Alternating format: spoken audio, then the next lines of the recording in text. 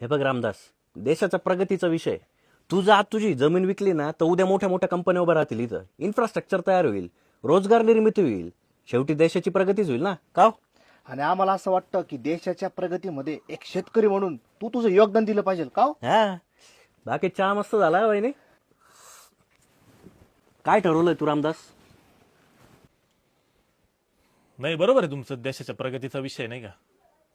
मग मी काय म्हणतो, तुमच्या त्या मोठ्या साहेबाची 50 एकर इथं डोंगराच्या कडेला, त्याच्यातली 10 एकर घ्या ना देशाच्या प्रगतीसाठी. पण नको, तुम्हाला आमची 1.5 एकर बागायचीच पाहिजे. आधी लालूच दाखवून आमच्या जमिनी कवडी मोल भावात घ्यायच्या, आणि नंतर ओळखीने तिथून हायवे टाकून घ्यायचे, एमआयडीसी टाकून घ्यायच्या, आणि मग त्याच जमिनी 10 पट भावाने विकायच्या. आमच्याकडून एकरात घ्यायच्या आणि आम्हाला स्क्वेअर फीटने विकायच्या. आणि म्हणे देशाच्या प्रगतीचा विषय. देशाच्या प्रगतीचं नका सांगू आम्हाला साहेब. देश स्वतंत्र झाल्यापासून ना शेतकऱ्यांनी सगळ्यात जास्त योगदान दिलं देशाच्या प्रगतीला. या देशात काही झालं ना तरी शेतकऱ्यांना फटका बसतो. पाऊस कमी पडला शेतकऱ्यांना फटका, जास्त पडला शेतकऱ्यांना फटका, कोरोना आला, मोर्चे निघाले, आंदोलन झाले, युद्ध झालं तरी शेतकऱ्यांनाच फटका. शेतकरी कधीच गरीब नव्हता साहेब. तुम्ही शेतकऱ्याला गरीब केले. आज तुमच्या घरातला गॅस बंद आहे पण आमच्या घरातल्या चुली चालू आहे. कोरोनात मास्क लावून तुमचा श्वास गुदमरला होता, आम्ही मळ्यात मोकळा श्वास घेत होतो.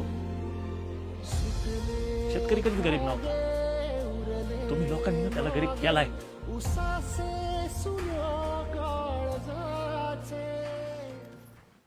अहो, पोरीच्या चपला तुटल्यात, शाळेत जायचं होतं तिला. हे बघ रामदास, 4 पट भाव मिळतोय. अरे बाबा ऐक आमचं, देऊन टाक जमीन.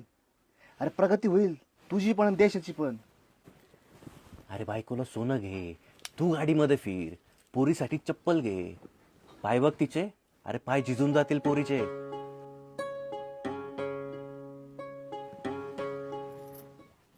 पप्पा, पाय झिजले तरी चालतील, जमीन नाही झिजू द्यायची. अन्यायाविरुद्ध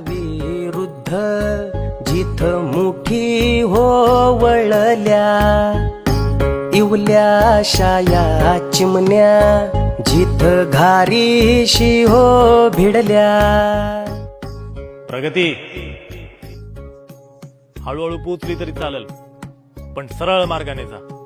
त्या युद्ध भूमीतून रक्तचंदन लेवून याव, तू